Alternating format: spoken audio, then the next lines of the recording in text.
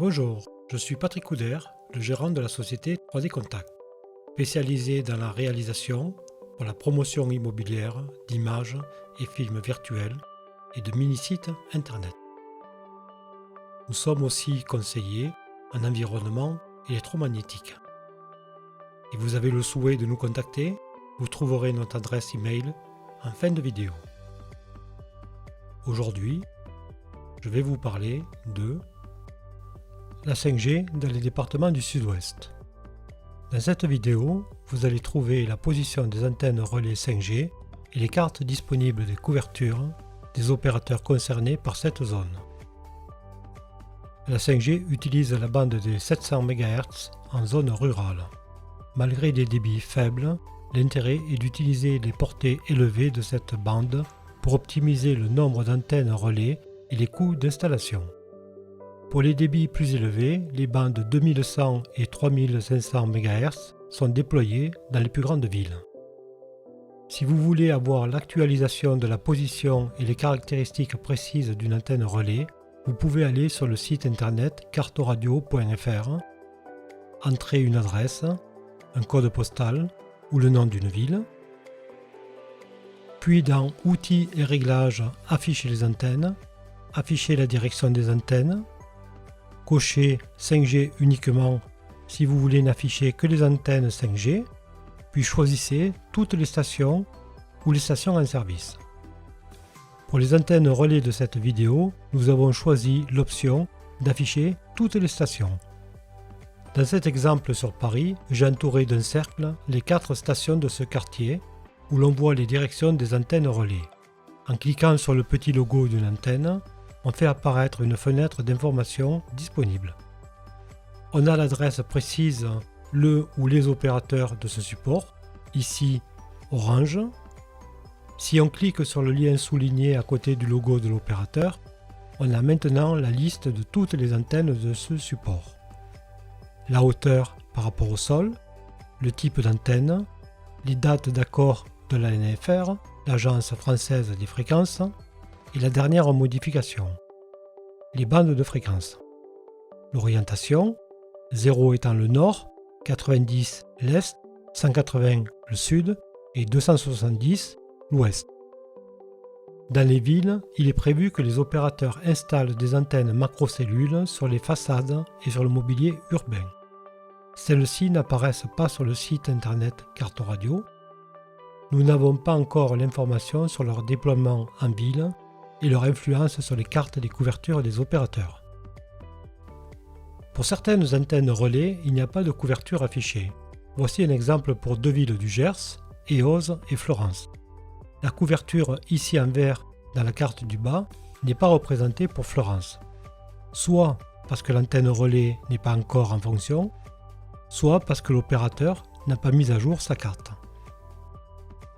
Pour éviter une durée trop longue de cette vidéo, les images des villes et villages se succèdent au rythme de 3 secondes par image pour les villages avec un seul site 5G. Si vous souhaitez, n'hésitez pas à mettre en pause ou en avance rapide. Les cartes des couvertures des antennes 5G sont celles que j'ai pu trouver fin 2020. Où trouver les cartes actualisées des couvertures 5G des opérateurs français? Voici les 4 opérateurs par ordre alphabétique avec les adresses des sites internet pour trouver les couvertures.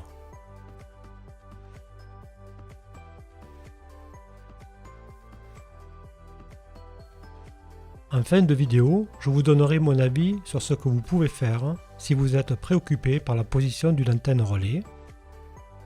Maintenant, regardons les cartes avec un peu de musique.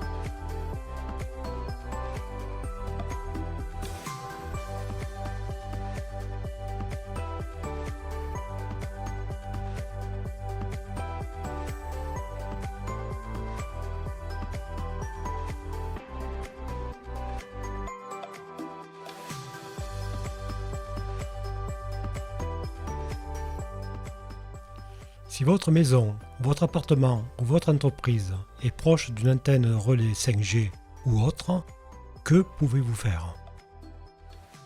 Dans ce tableau, nous allons voir 5 solutions possibles. À mon avis, de la plus mauvaise à la meilleure. Elles peuvent avoir un coût immédiat important pour la première, astronomique pour la quatrième, faible pour la cinquième et nul pour la deuxième et la troisième. Pour le coût à long terme, les 2 premières sont mauvaises et la quatrième est incertaine. Réfléchissez quelques secondes, quelles sont les solutions possibles?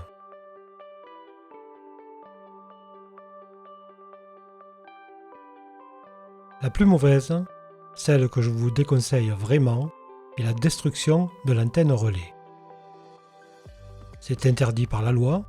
L'article 322-1 du Code pénal précise que la destruction, la dégradation ou la détérioration d'un bien peut être punie de 30 000 € d'amende et de 2 ans de prison sans toucher 20 000 comme un Monopoly. Comme intérêt, vous aurez du temps libre, des promenades dans la cour avec plein d'amis et votre famille pourra vous rendre visite et vous apporter des oranges. La deuxième solution est de ne rien faire tout en n'étant pas très chanceux. Par l'accumulation dans votre corps de perturbations électromagnétiques venant de l'antenne relais, du Wi-Fi, de la Bluetooth, mais aussi de câblage et d'appareils électriques, un jour, votre corps peut vous dire stop. Vous devenez EHS, électro-hypersensible. Voici quelques symptômes: acouphènes, mal de tête, rougeur, tachycardie, perte de mémoire, difficulté à trouver ses mots. Le plus grand intérêt ne sera pas pour vous, mais pour vos médecins et professeurs, votre pharmacien, car l'électro-hypersensibilité n'est pas reconnue officiellement en France et vous serez classé et soigné comme dépressif. Un EHS est souvent incompris par sa famille et ses amis. Dans certains cas, vous ne pouvez plus travailler ni avoir de vie sociale. Sans devenir forcément électrosensible, certains cancérologues, professeurs de médecine de renommée mondiale, alertent les populations depuis de nombreuses années sur les risques encourus, à savoir cancer, affaiblissement du système immunitaire, qui ouvre la porte à certaines maladies inflammatoires et auto-immunes.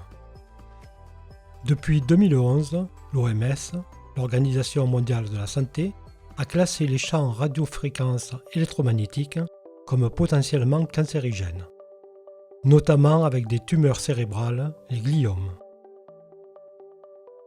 La troisième solution est toujours de ne rien faire, mais vous êtes, vous et votre famille, très chanceux.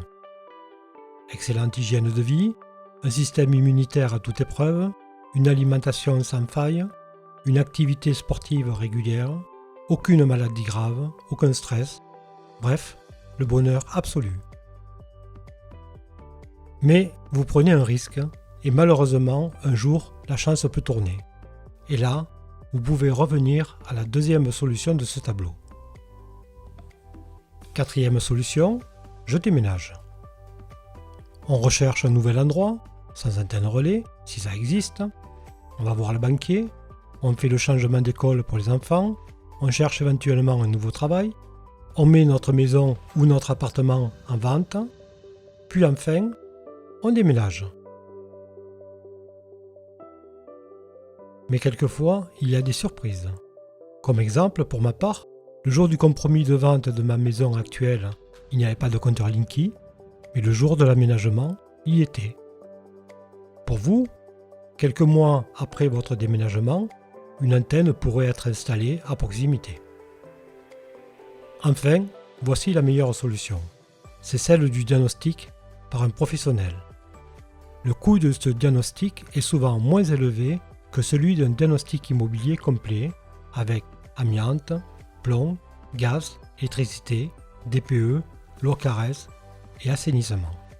Contactez-nous par email à l'adresse 3d-contact@orange.fr pour avoir des informations, puis un rendez-vous si vous le souhaitez.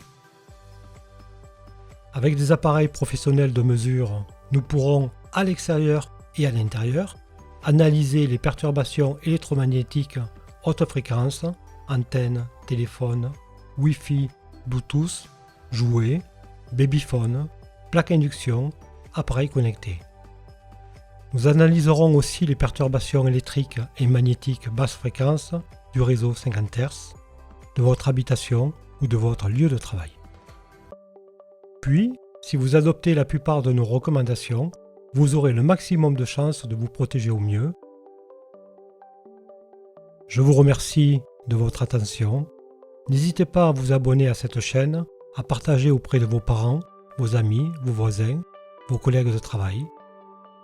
Je vous annonce aussi la production d'autres vidéos sur les ondes électromagnétiques, des tests, des informations, des conseils. À bientôt.